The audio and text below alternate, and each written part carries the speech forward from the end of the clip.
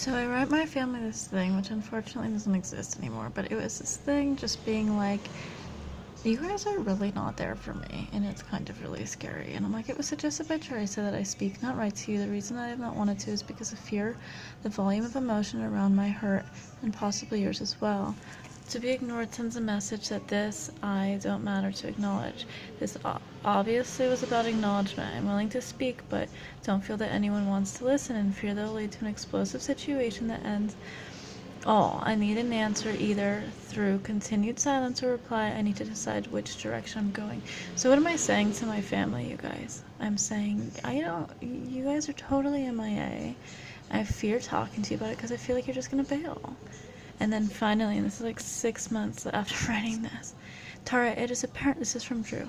Tara, it is apparent to me that there is no point in discussing anything with you. You have clearly already decided what the truth is. It appears that you're not setting us up to fail. First, you demand that we not respond to your earlier post. I said you don't have to. And now you use that lack of response as proof of how uncaring you are. This behavior is not a sign of love. It appears it's nothing more than emotional manipulation. It's like exactly what I'm talking about, dude. Like, why do you have to be like that? It's like I wouldn't contact you if I didn't give a shit. I wouldn't try if I wasn't trying to make it work. Okay, and then he goes, just look at how Dryw is. This before we see if he's really a caring person, because I think it's very manipulative, actually, what he's doing. This behavior is not a sign of love. It appears to be nothing more than emotional manipulation, and it is abusive. To hold the three of us accountable for what you imagine we should have done. I said, why weren't you there for me as a kid, and why aren't you there for me now? It may feel emotionally true to you, but it is delusional to me. Wow. I'm asking you to be family, and this is how you talk to me. We talked about this 2 Thanksgivings ago, and yet you clearly heard nothing of what I said then. So basically, I'm not allowed to talk about shit. That's exactly what I said. My love isn't contingent on not pointing out how contingent it is. Repeating the same points you made at Thanksgiving in a blog post isn't going to lead to a different response from me. All your blog posts prove to me is that nothing I say matters to you, and so I refused to play this game. I had hoped that my continued silence would be loud enough for you to realize that you had crossed the line. I'd hoped that you'd be able to objectively look at what you accused us of and realize your accusations were irrational, but clearly that doesn't happen. All I said is you weren't there for me as a kid. In response to your most recent post, I was saddened that you have built a life that causes you pain and it's financially unstable. I have no money. However, you're the only person who can do something to change it. I wish you the best and hope you succeed in the long run, but I simply refuse to get sucked into the emotional vortex that is the life that you have built up for yourself. Instead of using my energy to continue to improve my life. Nice, brother, right? And I'm like, compassion was always the only choice. Thank you. I love you. Take care. Which is, I think, the emotionally mature response. But then, of course, it's me, so there's more. And then I call him out on this bullshit. I'm like, let's talk about crazy, since that invalidation, dear brother, is what you've come to rely on as a convenient truth for a very inconvenient reality. I have to laugh at all the sloppy irony and catch-22. Not only am I asked not to express and heal from my past, I'm then expected to be a healthy person. I'm even asked to deny my past, or am being told it didn't happen. Now, that's crazy. Not only am I being called crazy, I'm then condemned as crazy and condemned with responsibility for my crazy. Which, to add insult to injury, I'm being asked by someone who, to my knowledge, had not spent the last 12 years in therapy, sorting his past and taking responsibility. I'm not swapping my crazy out for yours. Mine is more fun. Your love is limited to not noticing how limited your love is. And I better not say that you haven't treated me as family, or you'll continue to not treat me like family. You asked me to take responsibility for my life, actions, self, and yet cannot take responsibility for your lack of familiar support, or inaction, as it were. You let me know that your choice to ignore my first piece was your own. And the purposes of sending me a resounding silence that says you saying that I wasn't there will result in me not being there.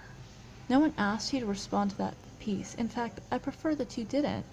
Why would I say more what I needed to say to people that don't want to talk about it? All you do is downplay how fucked up what I went through was and upplay how it had nothing to do with you. But that doesn't mean that family shouldn't be family, especially in times of need. You chose to not be my family. No one made you do that. Your response was clearly pent up and reactionary. I can tell you felt a little bit better at the end of it. Good. I'm glad. It's nice to feel right. But maybe now you can see that it is the exact fierce intellectual hostility that made me want to write it down to begin with. I felt it was the only way that my words could be heard. You guys are saying that I can't be talked to, that I'm totally irrational, blah blah, but I'm breaking it down pretty clearly. I felt it was the only way that my words could be heard and seen for what they are, but then the forum was dissected, the language dismissed, and now it becomes an argument about semantics instead of looking at the actual content at hand. No, what I did was not crazy, it was Nietzschean. It's Dylan's arm tattoo. If you wanting people to care about the environment, it's about recognizing evil and taking responsibility to change it. Because of the fierce and honestly stifling loyalty and defense around the wolf pack, I had hoped to be awarded the same standards, the wolf pack being Dylan, Jean, and Dryw. And ultimately, you were only one that claims to be mentally fit and responsible enough to be able to take responsibility. Obviously, no one else was going to. No one did, and a little girl, me, was left in a highly abusive and sometimes life-threatening situation for a really long time. Technicalities aside, I know that doesn't make you feel good past the point of saddened, because that's very distant language. I found your views of responsibility unfair and Republican at best, as us bottom dwellers must always be responsible for Murphy's Law, and the poor must be condemned for their sins. And in this scenario, I am God, which is awesome, and I can put any guy behind any van I want to. I'll be sure to not do that again. While I'm confident that your self-built life is something you can now take credit for, please be grateful for the hidden privileges you were given. Not everyone gets such opportunities, feelings of self-worth, or familiar support. And while knowledge can be cultivated, remember that your intelligence too is a gift. Speaking of opportunity, remember how I built and ran my own company, got us press on America's #1 rock station, and met with the biggest networks, production companies, and top agencies in the world? Why didn't anyone ask me about that? With the exception of Gene's support for one interview, I never heard anything. You all talked about, discussed, and made judgments about, but never asked me. Why? Because this isn't, I didn't get what was going on yet. Because this isn't just about ignoring the bad, it's about ignoring me as a person. Seems like a solution made permanent, so do it. I've accepted you are like that. It's all been about looking at the reality of the cards as they lay on the table, and about me folding on a shit hand I hoped would hit on the river.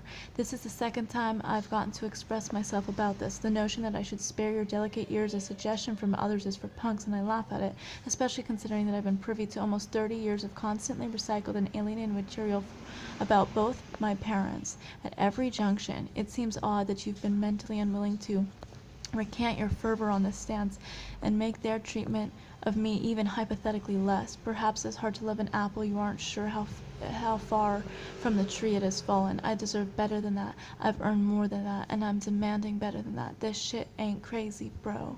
So my family is saying I'm crazy. They're dismissing me. They're saying that if I'm saying that they're not family, then they're not going to act like family.